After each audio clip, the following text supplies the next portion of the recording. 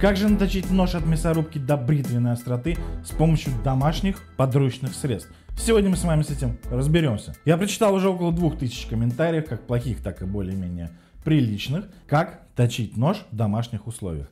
Отметем всех мастеров, которые на станках 50-тонных на заводах затачивают. Отметем всех тех, кто затачивает за деньги и зарабатывает на домашних хозяйках, так сказать. А попробуем сами, своими руками, еще раз, усовершенствовав метод немного, заточить нож от мясорубки. Погнали!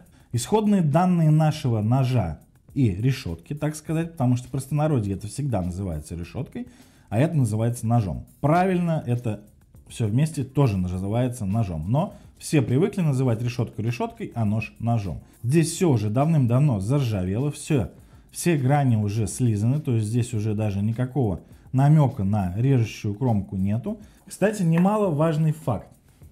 Если, допустим, вот установив нож, установив решетку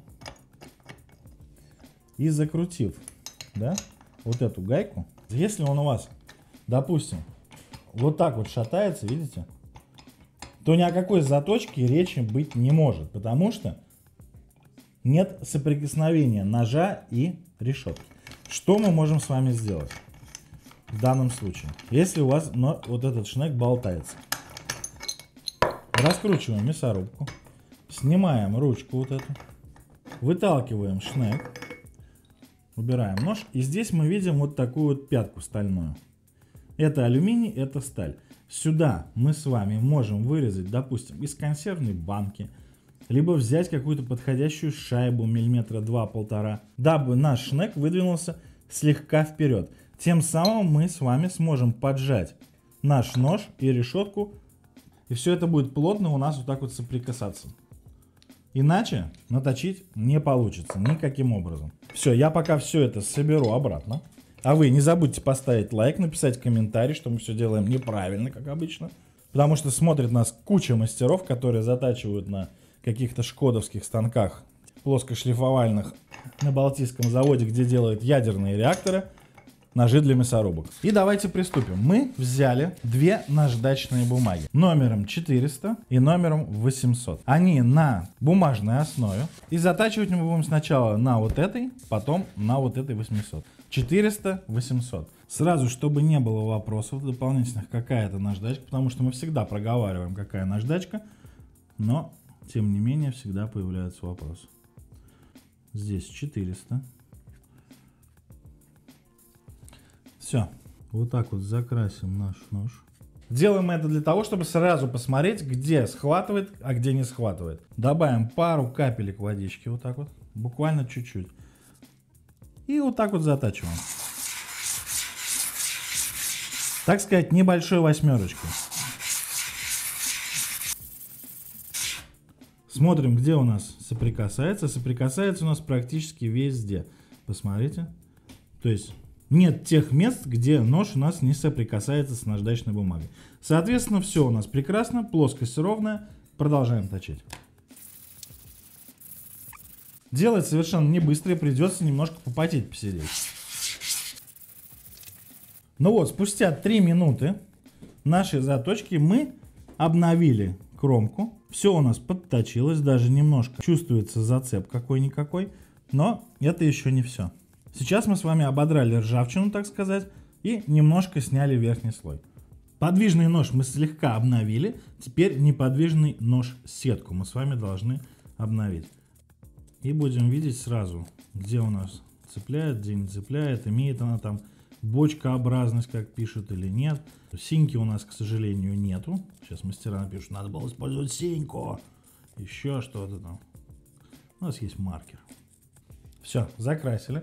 Кстати сказать, кто говорил, что мясо из мясорубки выходит давленное, то посмотрите на диаметр данных отверстий.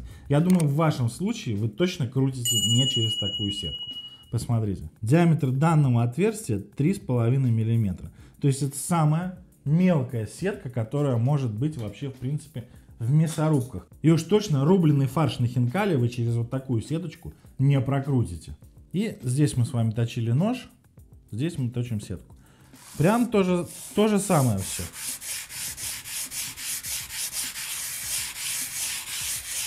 Вот так полукруговыми движениями и погнали. Минут 5 сидим, точим. Что по всей плоскости идет у нас заточка. То есть вот мы вытерли. Все. Вся сетка у нас обновилась. И продолжаем.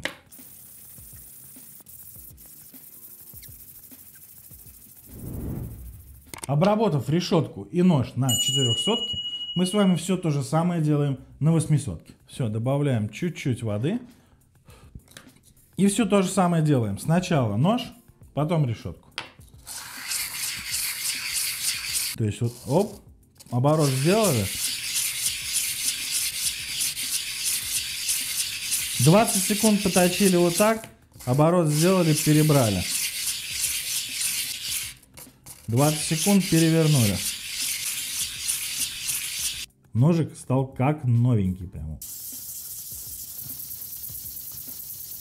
400-ку прошли, 800-ку прошли. А теперь мы берем вот такой вот камень для заточки ножей. Он у нас абсолютно новый с этой стороны. Мы его перевернули. Камень 1000-ник. И теперь мы окончательно доводим и нож, и решетку вот на этом камне. Тоже вот так вот 8-очкой. Абсолютно так же поступаем с решеткой.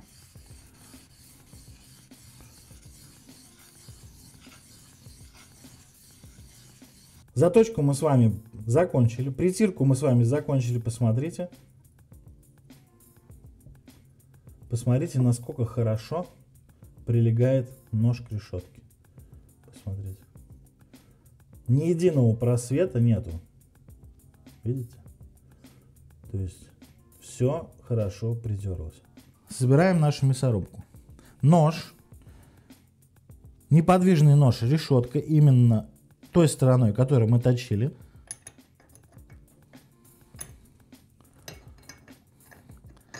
И притягиваем гайку. А следом, дорогие друзья, нам нужно капнуть вовнутрь капельку масла. Если у вас есть пипетка, удивительно и будет прекрасно. У нас в данном случае нет, так что мы будем капать прямо вот так вот. Все. И сразу проворачиваем, вот так прокручиваем. Немножко смазали нож. Чуть-чуть подтянули. Все, идеально. Если у вас все получилось правильно, то ручка мясорубки ни в коем случае не должна сама проваливаться, либо улетать куда-то вверх и вниз. Она должна быть мягко, но плотно двигаться. Вот таким вот образом. Все, приступим. У нас здесь небольшое количество мяса. Берем, загружаем и пробуем крутить.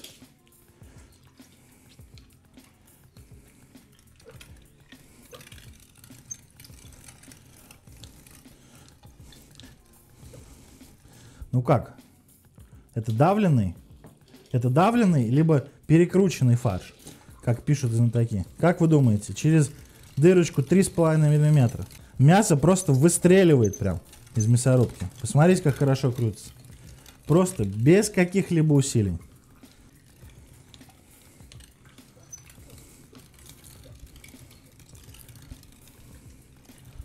Посмотрите, какой прекрасный фарш. Я думаю, в этот раз мы еще раз доказали, что с помощью домашних средств можно с легкостью наточить старую советскую мясорубку. Не обязательно тратить деньги на мастеров и покупать новые ножи.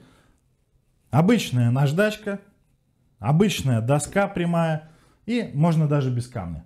Подписывайся на канал, ставь лайки и пиши комментарии. Увидимся уже в следующем видео, где мы протестируем, либо проверим еще что-то интересное, что сэкономит ваш бюджет. Пока!